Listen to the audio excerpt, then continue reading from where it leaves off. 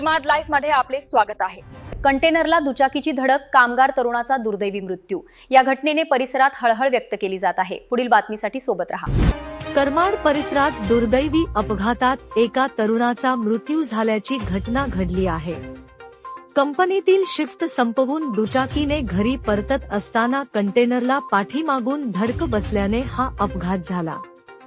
ही घटना छत्रपती संभाजीनगर जालना महामार्गावरील सटाणा फाटा येथे रविवारी रात्री सुमारे 9च्या सुमारास घडली। सजन सुगनलाल बिमरोट, वय 35, रा नागोणीची वाडी असे मृत तरुणाचे नाव आहे। बिमरोट हे MIDCतील एका कंपनीत काम करत होते।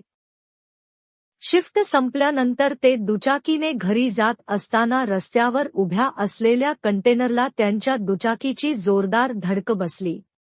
या अपघातात त्यांच्या डोक्याला गंभीर दुखापत झाली।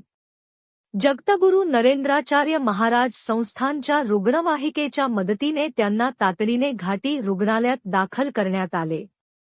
मात्र उपचारादरम्यान त्यांचा दुर्दैवी मृत्यू झाला। या घटनेमुळे त्यांच्या कुटुंबावर दुःखाचा डोंगर कोसळला असून परिसरात हळहळ व्यक्त होत आहे।